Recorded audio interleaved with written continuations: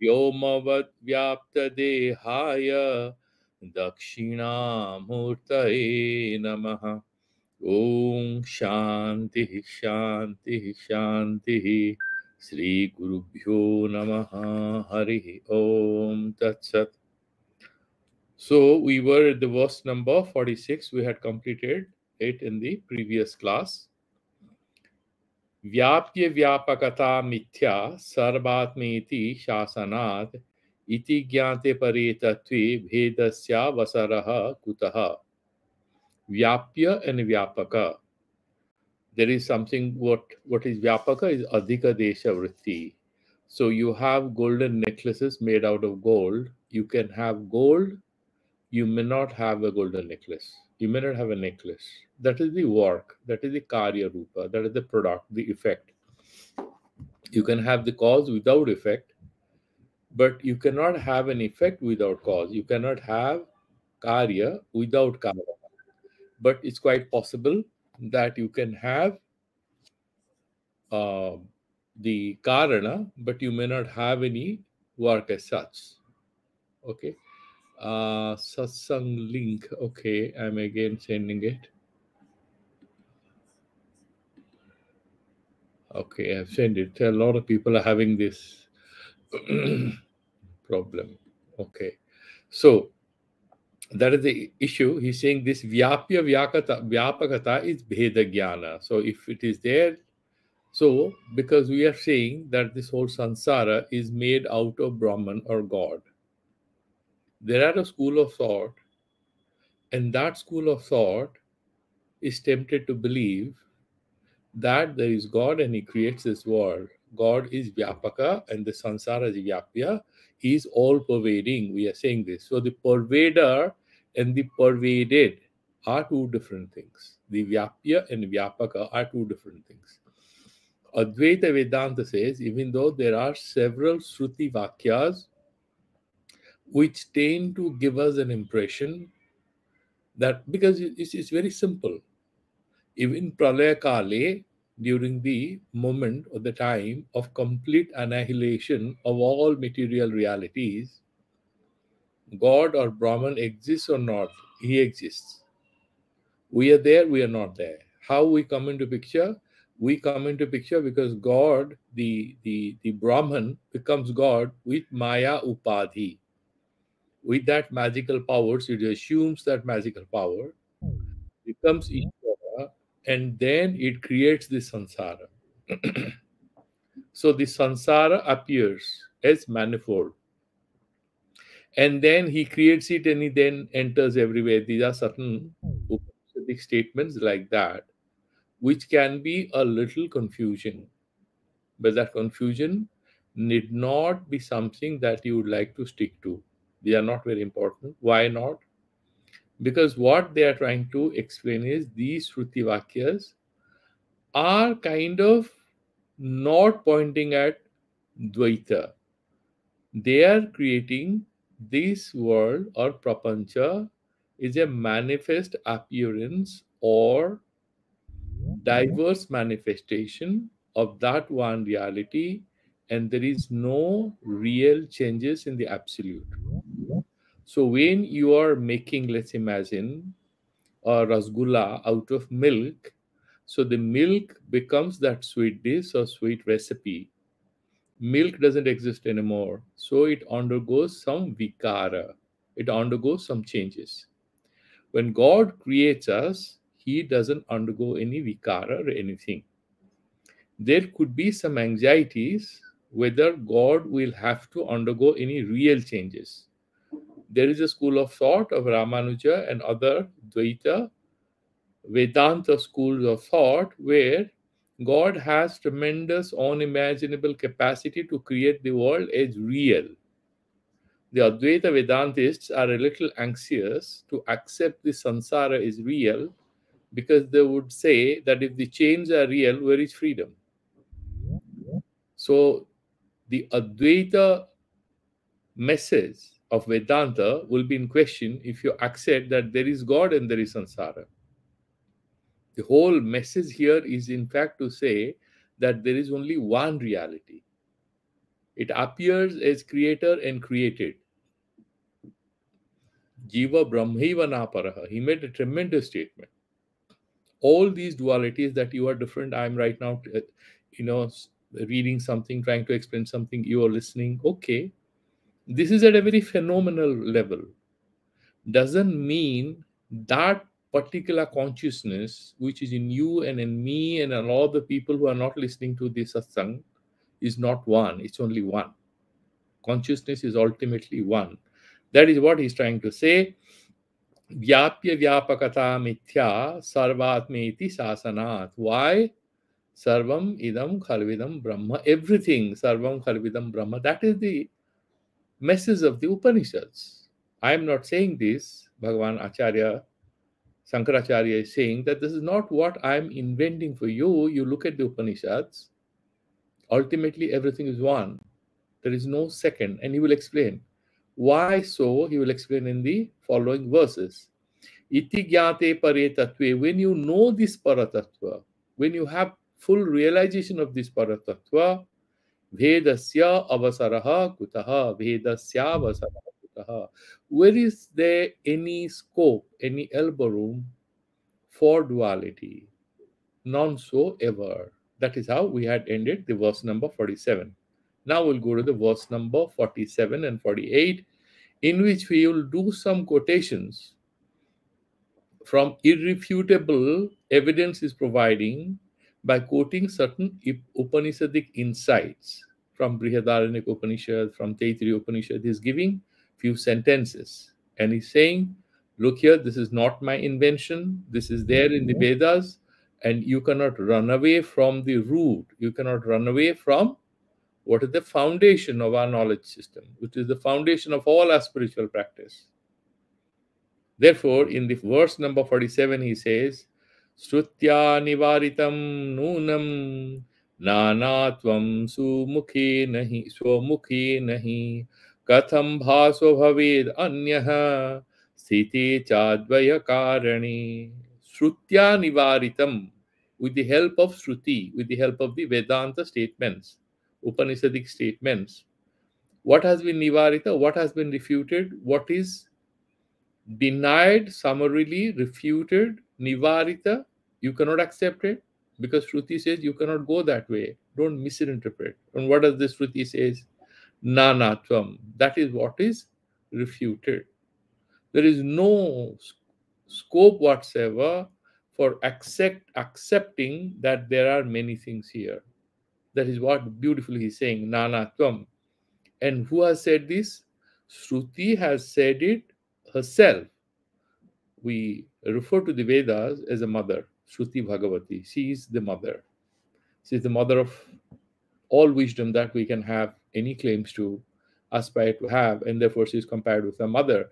So Shruti Bhagavati herself says, Swamukhe nahi. She herself says this. And now, if you have read that and you have understood that, Katham bhaso bhavet anyaha, this abhasa of vyapya and vyapaka, this karya bhuta, what has appeared as a product, as a work, as an outcome, as a consequence of what? That sarva karana, the origin of everything. And what is that? That is that substratum, that foundation of everything, which is Brahman. It's very confusing, not easy to accept if you're trapped in a traffic jam.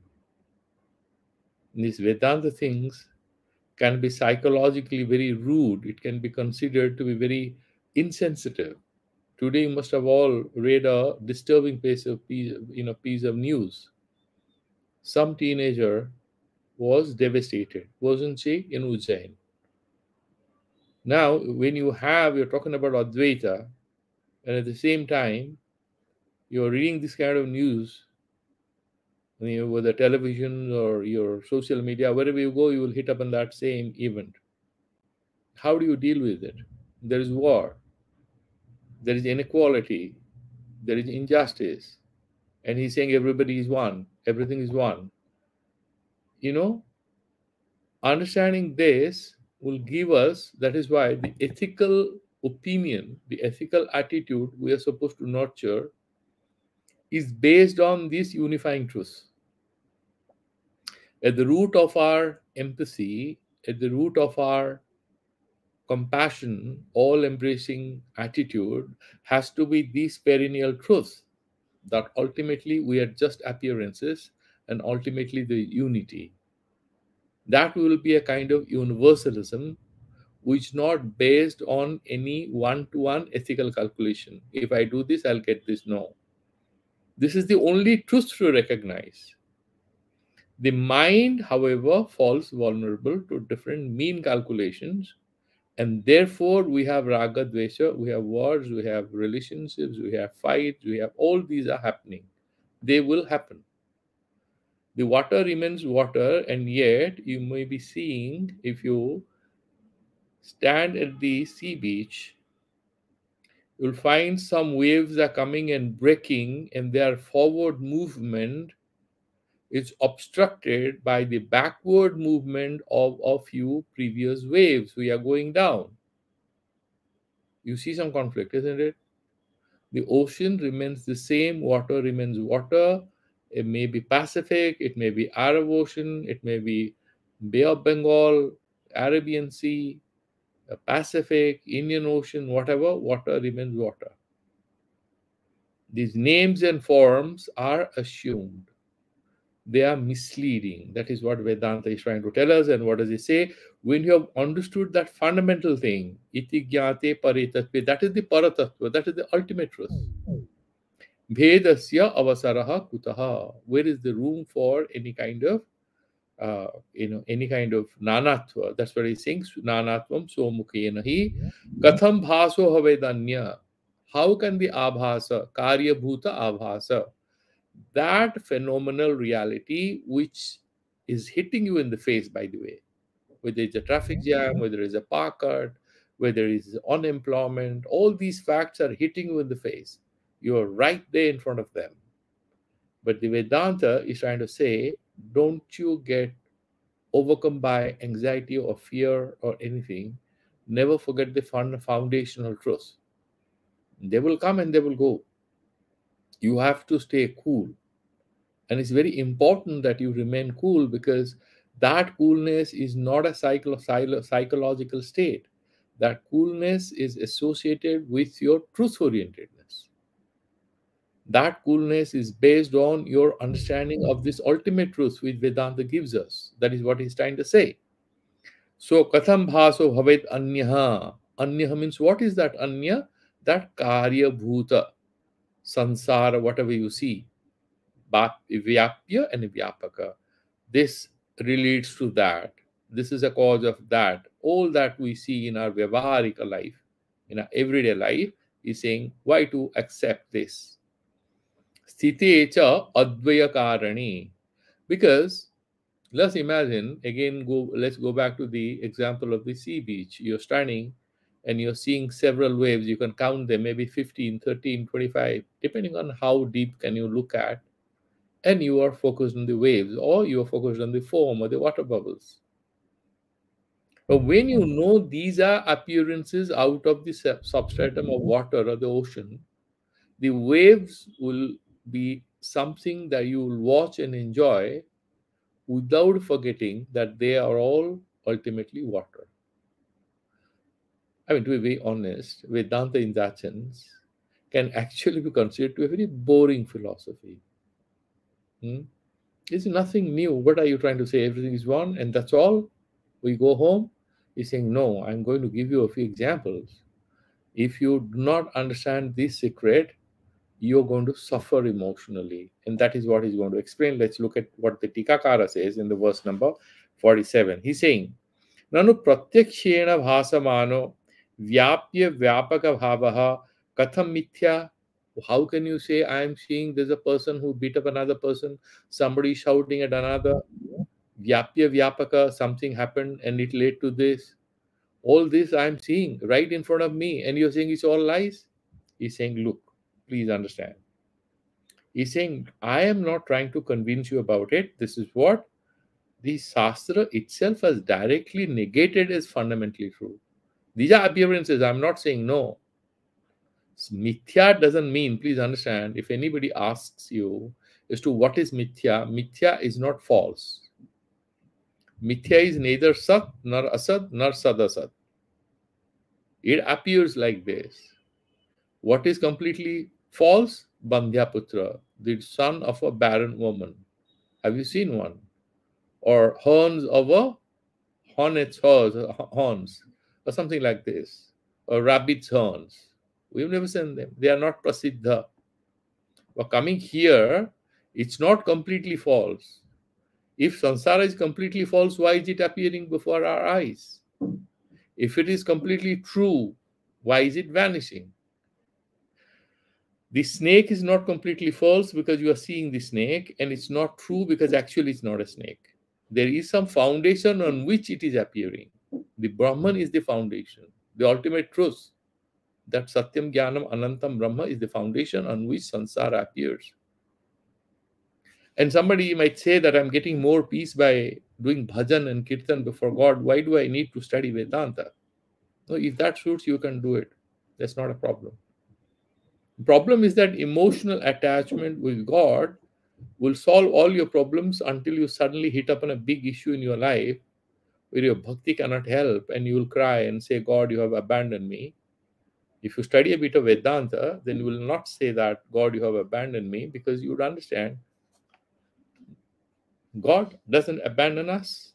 He's in all of us. What is that abandonment?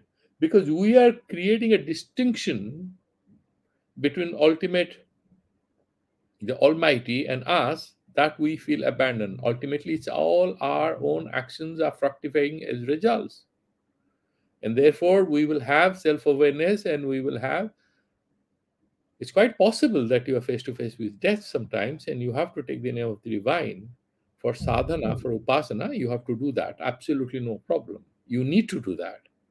There are moments of crisis. You need to only pray. Vedanta will not be useful then. But Vedanta is useful in dealing with long term questions. When there is a flood or a cyclone, you need to have emergency response. The emergency response is not a solution to the long term development challenges. You need to do that at that moment. That doesn't mean you will not build roads, you will not build buildings. The food supply is immediate, urgent need. Okay, fulfill it. Similarly, prayer is an urgent need. We have to do it. That is important. But at the same time, the long term demand of our soul is to get liberated, to have self realization. And that should resume after office hours, after your family relations or events. We just need to return to ourselves. I keep telling the young friends of mine, I said, you go, I mean, you talk about dating with somebody. Have you ever dated yourself? You need to have some time for yourself, whether it's 5 minutes or 20 minutes. But we need that moment of quietness when you are with yourself. And that is what is this Vedanta Satsang all about. So moving forward, he's saying, please understand, because Shruti says what? Neha nanasti kinchana. Na iha nana asti kinchana. If you actually believe that here there are multiple things and they're absolutely real, you will go from death to death. That means what? Birth and death. There's a whole chain and you are trapped in it. That is what he's saying. Why? You are accepting this body mind complex is real. They are not. I tell you, this is one good way to deal with death, and we all faced it during Corona because we have this obsession with the body that will die and this and that. We cannot avoid death of this body any which way. Whether we are studying Vedanta or not, the body will fall. What will not fall is the truth that our souls are immortal and that these are not multiple souls, it's just one absolute soul, one absolute Atman, that is Paramatma. We are just appearances and there will be disappearances. Truth shall remain. The Sukshma Sarira is not going anywhere. Even if you want to destroy the Sukshma Sarira, you cannot. Because it will travel with your Papa Punya, it will go up, it will come down, it will take another body. The drama continues till the Sukshma Sarira becomes irrelevant because you start understanding that you are not your Sukshma Sarira, you are Pancho Kosha Athita. Annamaya Kosha, Pranamaya Kosha, Manomaya Kosha, Vijnanamaya Kosha, Anandamaya Kosha, but you are beyond that.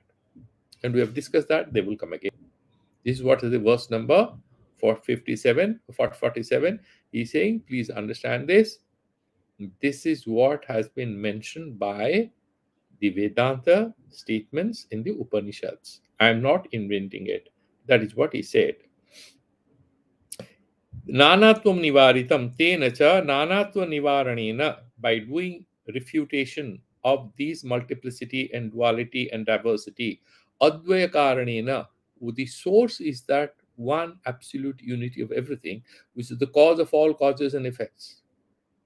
So when you go that karane, abhinna nimitta upadane brahmani, when you are able to establish yourself, God is abhinna nimitta upadana karana. We have discussed that again and again. What is the example? The spider.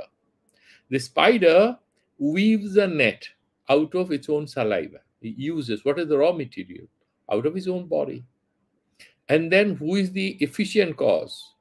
The nimitta karana. There is you made a recipe. Let's say you can go back to the simple example of some good recipe you are preparing. Let's imagine payasam or kheer or anything. So milk and rice and dry fruits and everything and sugar, these are the material causes. Who is the nimitta karana? Efficient cause is you. You need a good guy who can make it. With the nimitta karana. The effect, the karya can exist without the nimitta karana, but it cannot exist without the upadana karana. Mark my words. If you have a golden chain or a necklace or a diamond ring or whatever that be, a beautiful ring or earring or nose pin, whatever that be, who is the nimitta karana? The maker. Is the maker with you when you're wearing it? No. Nimitta karana, efficient cause, need not be there. So he's hidden. He has done this job, he goes away. But gold has to stay in the ring. Upadana karana will stay. What is the upadana karana of the sansara? Maya or avidya. That is ignorance. What are you talking about? Does it have any form? Is it a material thing? Out of this material world can be created? They say this material world is material only so far as you do not talk about that paramarthika satya. You don't ascend to the higher plane. And the example they keep giving is that in dream state, you are seeing horses and dogs and cats and everything inside your bedroom. You are lying on your bed and you see so many things and they appear real. You get scared. You laugh, you cry, you get angry in the dreams. They're all real. Same way, whatever we see materially touch and this and that, from a higher level, when we go to that absolute unity of consciousness, all these will become irrelevant. So they will cease to appear? No, they will appear like the sky appears blue, even though it's not blue. You continue to see the mirage, even though there is no such water lake you see in the desert or water lake ahead of you. You feel tempted to go there. Similarly, sansara, badhita vritya, everything will be there. It is like you are visiting a friend's marriage. That friend has ditched you. You have found it out. But you want to maintain it. You don't want to break his heart. You're just going to his party or her party, marriage. You are enjoying everything. You are talking to everybody. Everything is normal, huh? Except the fact that you are not emotionally there. You are emotionally where? In that truth. You know that what that person is. Similarly, the sansara will be there. We will do everything. A Vedanti does everything, except that he knows where to withdraw. That is the technique. He never gets trapped in anything. So, if there is no umbilical cord, if you snap it, if that connectivity is snapped, electricity is going to come to the gadgets you have? No. Similarly, when that adhyasa or superimposition or emotional entrapment, we snap it, we can continue to engage in life. However, we are less likely to get affected by all the vicissitudes, the ups and downs of life. That is the benefit of Vedanta. This is one way to quarantine yourself and then allow conditions in which you can keep growing. But do you know, the moment we start thinking, we are entrapping ourselves. Dhyayoto Vishayan Pungsha Sangasteshu Pajayate. Bhagavad Gita Bhagavan had said, the moment you think of an event, yes, Nimitta Karana is it internal to system. It vanished. Can you repeat it? Or in the end, you can ask that question. Okay. Yeah. Okay. Nimitta karana is internal to no. The upadana karana is internal. Upadana karana is internal. Nimitta karana is external. Like the maker of a milk recipe doesn't have to be in the party in which people are enjoying it. He's external. He does it and goes away. In case of Brahman or God, you're saying what upon which a person may not have control how to deal with it. Okay, nimitta is internal. Okay, we will discuss that in the end of it. This question is not becoming very clear. Very simple is there are two kinds of causes. One is nimitta and upadana. Upadana is the material cause. Nimitta is the efficient cause. Okay, the doership, the agency. Agency is the nimitta karana. Material is that whatever upadana you have, that is upadana karana. Now, in a certain situation, you are saying that certain things are happening, you are not in control. That I understand. So, you are making a recipe, but you are not in control as to what outcome is going to happen. You are teaching some students. You are trying to help a person. There is a patient lying on the bed. He's in coma. You are a doctor. You are administering different kinds of drugs. You are not sure you will do the surgery where the patient is going to survive or not. Even you are not sure whether after taking dialysis, the person who is approaching renal failure is going to make a comeback or he's going to go down. It's quite possible he may go down or she may go down. So these things are not in our control. That I understand. Because we are not aware of all the variables at work. And if you remember how Lord Krishna tried to help us regarding this in the Bhagavad Gita, he said, please understand this. Mama Maya Duratyaya. You cannot understand it. What should I do, sir? Focus on me. Meditate. We have to constantly turn to the divine because we are not in full control of what is happening. One good example, you know, the British Prime Minister during the Second World War, infamous guy. And you know what he had said? He was the most powerful guy. There are certain statements that he made about India that we don't fondly remember him. The British Prime Minister himself writes that I felt like a dry piece of grass in the gushing stream of water.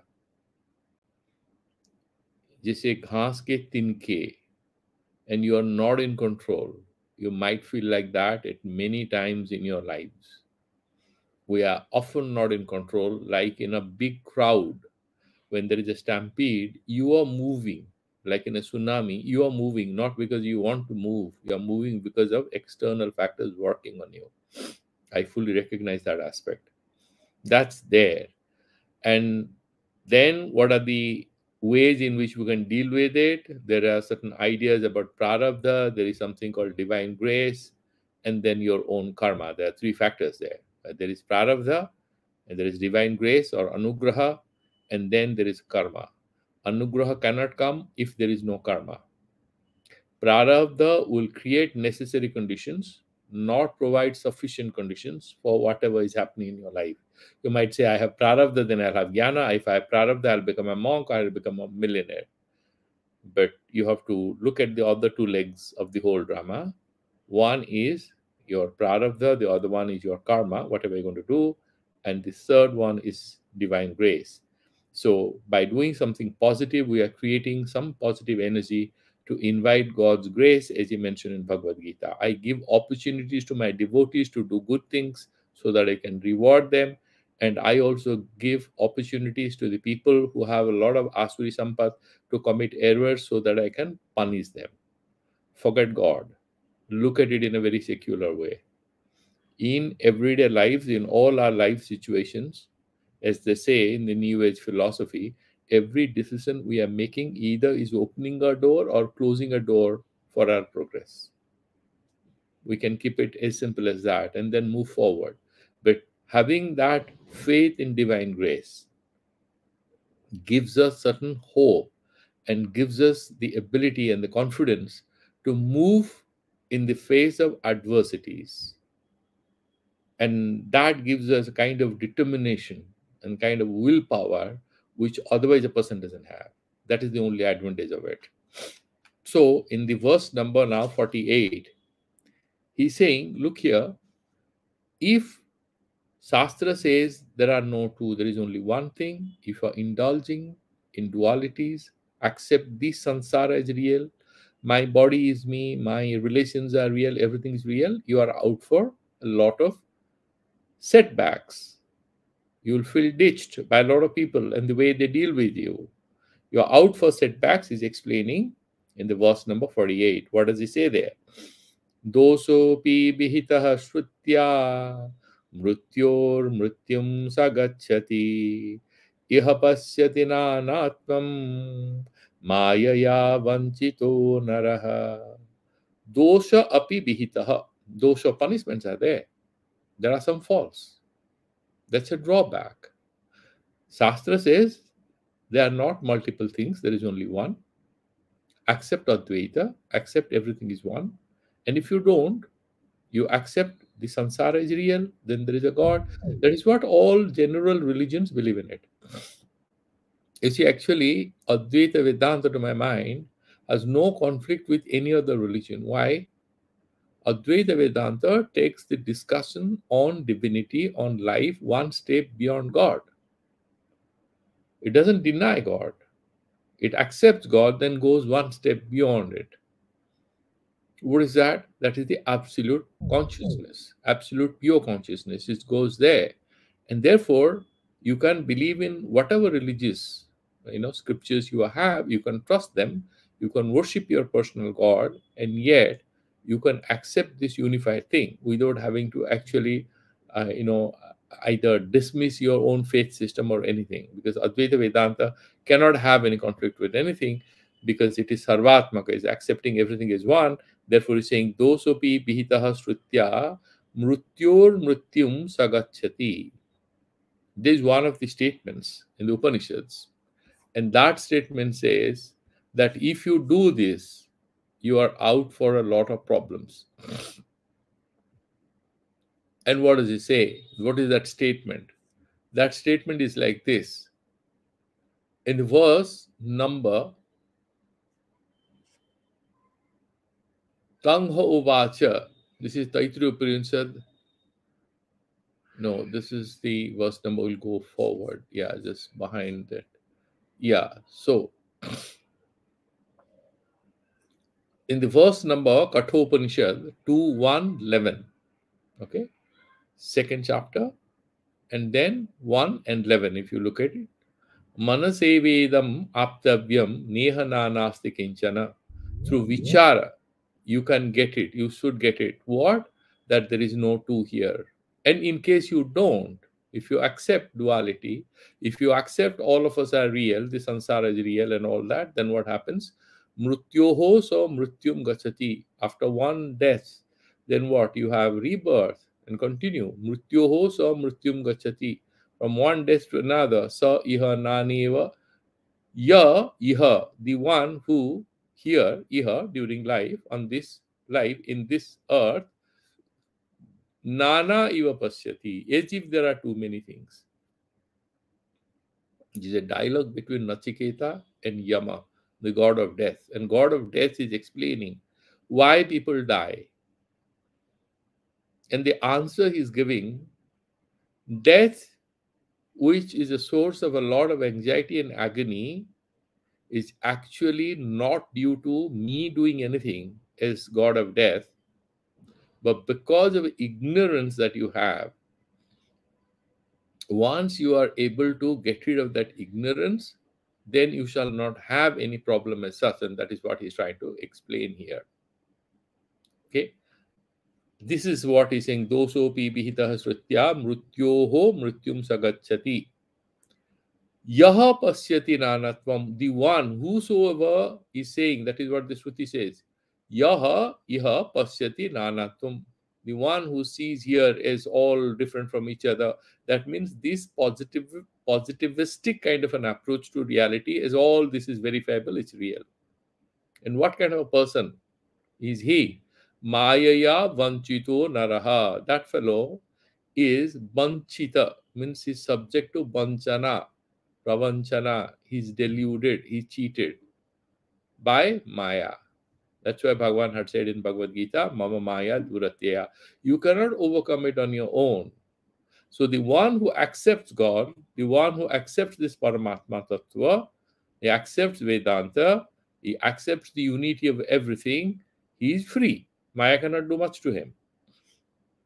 Otherwise, he gets deluded, and then he sees his life is real. He reduces himself to a man or a woman of certain age, certain disease, certain health. Then all these are subject to war. You have sarvikaras, jayate asti vardhate viparinamate apakshiyate vinasyati. The body will fall. Whichever way you go, you cannot hold on to your youth and beauty and attraction and power and everything. They are going to go. They're ephemeral, transient. Therefore, that is what in the verse number 48 we dealt with it. Now, in the verse number 49, now he's saying, having alerted the students, all of us, to the dangers of dualism. If you accept duality, what are the problems? You will accept the details. If you consider the details to be absolutely real, what are the problems? The teacher now advises regarding what to do. Okay, fine. Sansara is not real. All this is not real. So what to do?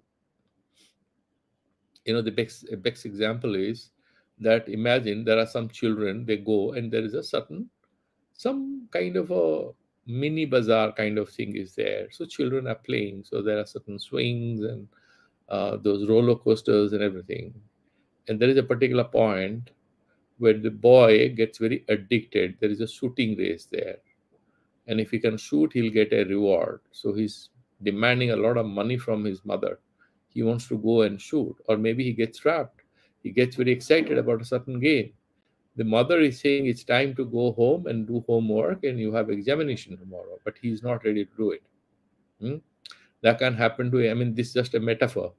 If we think like this, the boy ultimately pays the price, because ultimately the mom gets angry, they leave him, and he is crying, and finally he reaches home. He is not prepared for his class examination, and he gets a set of bad words or bad comments from his friends, from his teachers, and everyone. Same way, when we get obsessed with the samsara, we want to hang on to everything, hold on to everything, but they cannot stick. We cannot continue here for too long. But we can continue in the truth, provided we turn to the truth. Then all that we experience, we don't have to completely reject them, completely futile. We can continue to experience, but with eyes of wisdom. That is what the Acharya is trying to tell us. Therefore, he's saying, look how to meditate. He's giving advice in the verse number 49. Brahmanaha sarvabhutani jayante paramatmanaha tasmadetani brahmeva bhavantityavadharayet. He's saying, okay, I'll take you to another Upanishadic statement in Taittiriya Brahmana. That is what he's doing here. Brahmanaha sarvabhutani jayante. Sarvabhutani, bhuta varga, everything. So you have Chaturvidha, this whole, you have all the animals and birds. You have Udvija, and you have Swetaja, you have Andaja, and Jarayuja. Those who are born out of mother's, ovaries, I mean, some garbha, and that is Jarayu. So there's one kind of animals, humans and non-humans. Then you have Andaja, born out of the eggs, where you would have the reptiles and the birds. Then you have Udvija, the plant kingdom. And fourth, you have Swedaja, which will include all the bacteria and small insects and virus and everything, who have some kind of life status. Jayasumriyaswa, they are born and they die. They don't have long future. They don't even live for more than a few weeks or days. All these Sarva Bhutani, including rivers and mountains and everything, all the Panchabhutas, they are born out of what? Brahmanaha Paramatmanaha. They are born out of Paramatma. And we have studied the Srishti Prakriya even earlier.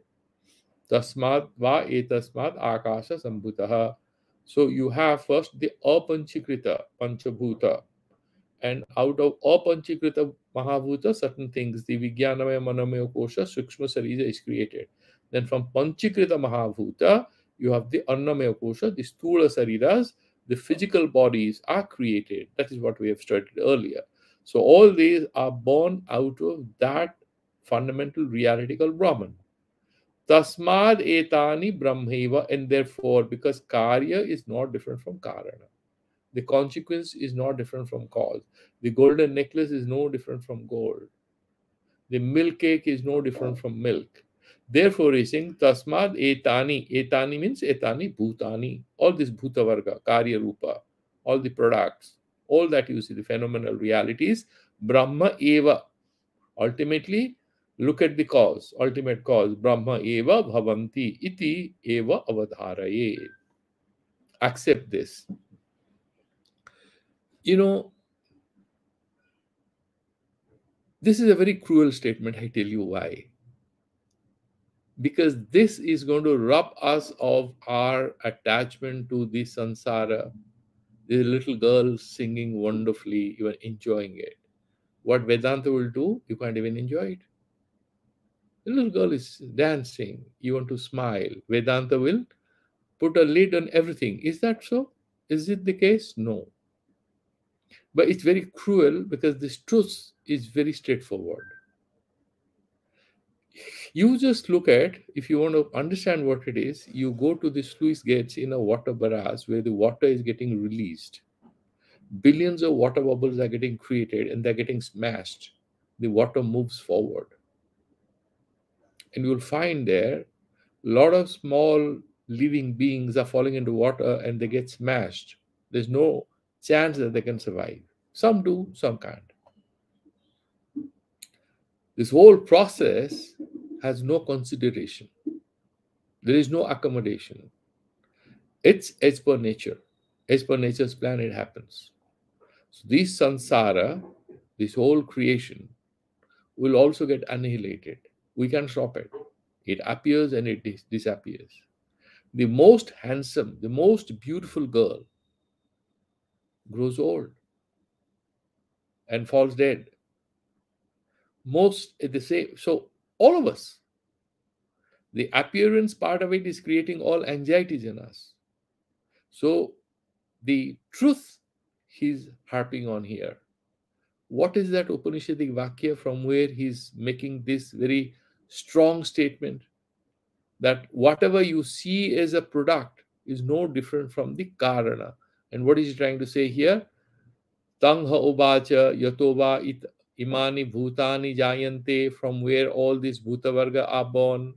Yena yatani jivanti, we are surviving because of whose kindness?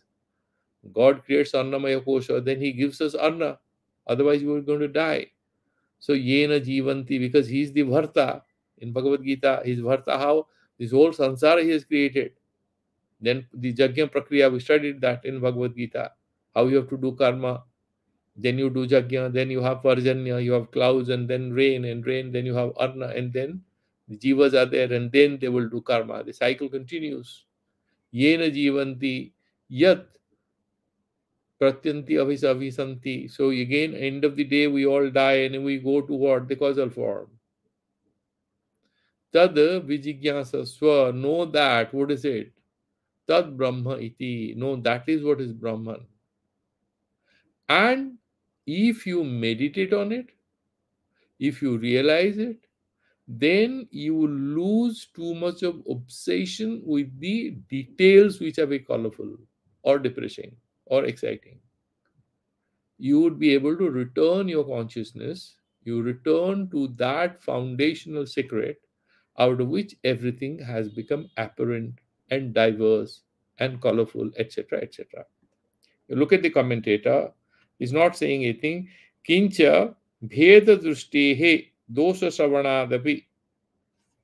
Now that we have already done it. In the next verse we are going. So what is he saying is, so he's saying Tari Kuryadityataha, what is the meditation you have to do? And he's saying Brihatvad Aparichinnatvad Brahma. What is Brahman? Where from this word Brahman comes? Brahman is basically, it refers to something too large. Brihatvad and Aparichinnatvad, Desa Kala Vastu Paricheda Sunyam. Desataha Kalataha Vastutaha. Desata means it is everywhere. Here it is there, not there, at some other location, not so. It is today and it wasn't there yesterday, it's not going to be tomorrow. No, it's not like this. Desa Kala, limitations of time and space, doesn't apply to Brahman. Vastu, Sajatya, Vijatya, Swagata Veda, Rahita. Sadatya means you have a human, you have another human being. So one human being is different from another human being. Vijatya, human being is different from plants. And Swagata, the human being is different from his own hands and legs. So the God doesn't have a physical form, and therefore Sajatiya, Vijatiya, and Swagata Veda doesn't apply. So limitations of physical form doesn't apply to Brahman. No limitation of time, no limitation of space, and no limitation of physical form. Everything is rejected. That is why it's called Brahman. Therefore, he's saying, Tadrupat Paramatmanaha Sarvani Bhutani Jayante Utpadyante. Jayante means there is Utpati, appearance, emergence. We are all evolving out of that foundational truth. Jayante iti sthiti pralayor api upalakshanam. So Jayante, born, means sthiti and pralaya, because just we are born and then we die. No, we are also continuing for some time, then we die. So he's saying that this is all you have to understand. Yatova imani bhutani jayanti ityadi shrutehe. Yasmad evam tasmad hetoho etani bhutani brahmeva bhavanti. Because we are all born out of that Brahman ultimately. Yeah. So ultimately that is what he's saying, that because we are born out of it and then we'll get dissolved in that thing. So we become Brahman. So we don't have to get any anxiety, any fear. Mar jayenge, but there is no fear. Because once you know that is the foundational truth, there is no anxiety. Therefore, he's saying that Bhutani Brahmeva Bhavanti Sanamatra Brahma Rupani Iti Avadharayet Nishchetum. So, Nishniyad. So, you do have that Nishchayatmika Buddhi. Bhagavan says, Vyavasayatmika Buddhi Reke Ho Guru Nandana. You have to have that foundational belief in that ultimate truth. Then you may have different kinds of mental formations. They will happen and they will trouble you once in a while. They will excite you certain times. But you know, guna guneshu vartante iti matva na sajjate, you will not be trapped in them. They have these qualities, the indriyas, and they will connect with certain vishayas. You are going, you are sitting in your car, and there is a girl walking her beautiful puppy. Your eye will go. You're a lover of pets. So you look at that, you will smile. You're going to your office. You're not stopping and going to the girl, say, can I borrow your pet? Can I cuddle with it or anything? No. You're going to be on your path. Same way, we will be in samsara, we'll do everything. However, we shall not lose sight of the truth of this whole universe or multiverses or whatever you call them. And that is that one foundational truth as mentioned in the Vedas. Now, then in the verse number 50 now, 49 is done. How this creation happens, he's now elaborating. Because he's saying you meditate on everything as Brahman, then why everything appears? He's saying no, Shastra says that this is an appearance, no different from Brahman. Then you're saying that, yeah, we are born out of all this. Then how we have become so many names and forms, so many people with so many qualities. If everything is out of Brahman, why somebody is so kind, somebody is so cruel, somebody is so compassionate, and somebody is so indifferent? Why so? So he's explaining. I will tell you in details how it works. Brahmeva sarvanamani rupani bibidhani cha Karmanyapi samagrani vivartiti shrutir jagau. He says, don't you know one thing? There are certain Shruti Vakyas who reminds us that the verily that Brahma has become all this. Brahmaiva Sarmanamani. All that you see, that is verily Brahman. Why? All the water bubbles you see is verily water. All the waves you see is verily water. All the rivers you see is verily water. All the oceans we are talking about is verily water in that sense. But the water example is about a material reality which is outside of a consciousness. But right now, when you come to the point of discussion, this whole universe is within the consciousness. It has no externality independent of consciousness. That is what he's trying to say. So he Brahmeva Sarma Namani Rupani, all the namas, nama, rupa, and a karma. Nama, then rupa, the forms and different qualities. You have forms and they have different dhupa, different dharmas, different properties. And then nama, rupa, and then karma, they have different kinds of activities. All three, karmani cha, what is he trying to say? Rupani bibidhani cha, and then of different kinds, karmani api samagrani. Bibharti, who? That Brahman verily supports all this. Because that water mass is appearing in so many oceans and rivers and waves and foam and water bubbles, same way that one unified reality is behaving as if it's a multiple. Very complex, not easy to accept. Only when we meditate more and more and more, it's like there's a beautiful example given by a scientist. He's saying, do you know what? You're looking at your phone and there are so many programs, you have bought so many applications, you're playing so many games. Do you know what it is finally? You'll say, what? 0101. That's how everything ultimately binary, no? Ultimately, it's all 0101. You, but that truth doesn't enable you to do all kinds of operations on your smartphone, on your computer.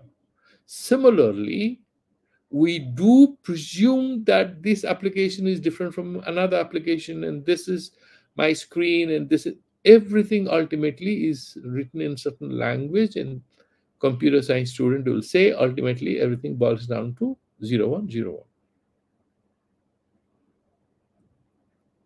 I mean, abhava and bhava, that's all. It's a combination of bhava and abhava. Everything ultimately is 0 and 1. So the applications are real or unreal. It's up to you, because this example is pretty scientific. Similarly, the Brahman is irrefutably present everywhere. All programs are finally 0101, isn't it? Everything you do, it can be traced to 0101. Same way, everything that we see and experience and value or devalue can be ultimately traced to that cause of all causes called the Brahman. Therefore, he's saying, Brahmaiva sarvanamani rupani vividhani cha karmanyapi samagrani bhivarti iti shrutir jagau. The Vedanta, the Vedantic insight, this powerful insight is given. I am not inventing it. This is given in the Vedas. And if you look at the commentary, he now gives further evidence about it. What is it? The question from the student he's answering here. The doubt that emerges, as Vidyaranya Muni is saying, Nanu, Namanam, Nana Nama Rupa Rupakam, Abhedena, Vichitrani Bhutani Katham Brahmatmakani iti Asankhya aha. He's saying, look, there's so many names and form, and you're ultimately saying everything is Brahman. How can I accept it? I'm not very convinced about it, and therefore he's answering. Trayamba idam nama rupam karma, that is Brihadaranyaka Upanishad. Shrutir jago gayanam kritavati. It says, it sings. Trayamba idam namam rupam karma. So it becomes nama, rupa, and karma. Okay? It gains a form, it has certain qualities, and there are certain activities, certain movements. And swadhikarinaha Sravayamasa ityarthaha. Kim ityataha, he's saying Brahmaiva sarva namani akasadi dehantan. All the names, all the names you are giving, ultimately these are names saying Bacharamana Vikaro Nama Dheyam. Mritika ityevam satyam. It's only like clay is only real. Then you call this a glass, this is a pot, this is a big vessel made out of clay.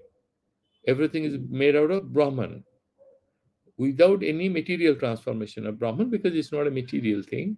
Everything is emerged out of it. Reality is clay in all these material forms. Similarly, that Brahman, being the foundation, is the only reality in all these things. That's what he's trying to say. And these are Sangya Visheshan. These are all definitional words we are applying to all these forms. Sangya Visheshan. These are names we are given, we have invented. And then Punaha Vividhani. What is this? Rupani, Akasadi, Dvipadantan. So starting with Rupani means here would mean all the qualities. There are 24 qualities. Rupa, like for example, Sabda, Sparsha, Rupa, Gandha, right? Sabda, Sparsha, Rupa, Rasa, Gandha. 5 qualities. These are the Vishayas of the Indriyas and the qualities. And there are 7 like Ekatva, Prithakva, Sanyoga, all these qualities are there in Nyaya. There are 24 qualities. And he's saying all these are there in different kinds of substances. Once the substances appear to be real, there you have certain gunas are always there. Gunis are the dravyas. Guna ashrayatvam is there in dravya. What is dravya? It is the foundation of some guna. Some qualities cannot exist in air. It has to have some physical substance. So then they exist in these dravyas. And then you have karma also. And that is what he's saying. And then he's saying Nana Vikara Visheshan. Api Sabdartha, that is fine. Rupa Grahanam. Okay, Gandhadi Grahanasya. Api Upalakshanam. Rupa word doesn't mean only what appears before your eyes, what the eyes can accept. Rupa word is Upalakshana, means you are covering up all the qualities which the Jnanendriyas can appreciate or apprehend. Like for example, smell or taste or sparsha, the touch thing which you do through your twacha or the skin, all this is included in that. That's what he's saying. Samagrani karmani. So whatever adana pradana, you have pancha karma indriyas, bakpani, pada, payupasta. So all these 5 karma indriyas will do different kinds of karmas. Everything also are names. These are also appearing, but foundation remains that Brahman, verily. Now you'd ask another terrible question saying, so Brahman does all this, right? When I get angry, Brahman gets angry. When I get sad, Brahman gets sad. Brahman doesn't have an antakarna, my dear boy. Brahman doesn't have a mind. We have a mind. We have sukha dukkha. Brahman doesn't have a mind. So the definition is antakarna anavachinna chaitanya. The antakarna, we are jivas, we are animals, we have a mind. The Brahman is beyond all minds. Minds is an intermediate level in which the pure consciousness assumes the form of thoughtfulness. Brahman doesn't think. Then how did it create this whole samsara? How is it sarvagya? This is a very complicated metaphysics, where that pure consciousness is all encompassing.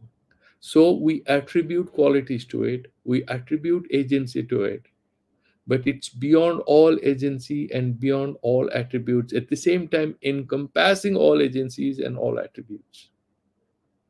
That is how this whole metaphysics of Vedanta becomes so challenging for people. What is this guy trying to say? It takes a little time, and slowly it settles in the mind, it makes an entry, and then we can accept it. So all this is ultimately, now he's saying the way in a rope the snake appears real, similarly the samsara appears real. The snake doesn't have any poison in it, but we consider to be a poisonous snake by looking at the rope. Similarly, we attribute a lot of things that it what he's saying in the verse number 50th. And then there's a very simple one. We just crossed the time, but I just want to complete it. There's nothing, it's very easy. Suvarna jayamanasya suvarnatvam cha saswatam. Brahmano jayamanasya brahmatvam cha tatha bhavet. Suvarna, out of gold, you have a golden necklace. The goldness in the golden necklace is not permanent. It was not there before it was made. It shall not be there after you smash it. Suvarnatvam, that is saswata, that is permanent. We are not going to be there. What does that mean? The body is going to fall. The soul is going to fall. The Atma is not going to be there. No, no. That is going to be there. Therefore, he's saying Suvarna Jayamanasya, whatever is born out of gold, Suvarnatvam cha saswatam, the goldness of the gold ornament is permanent feature. Similarly, Brahmana Jayaman, we are all Brahman, born out of Brahman. That is the material cause, isn't it? So we are born Brahmana Jayamanasya Brahmatam cha tatha bhavet. Therefore, why can't we also understand that ultimately that Brahmatva is there in all of us, and we'll carry forward on Saturday when we meet next. Let's do the Santi mantras. After Santi mantras, you can put your questions, anybody who has it. Om Purnamadaha Purnamidam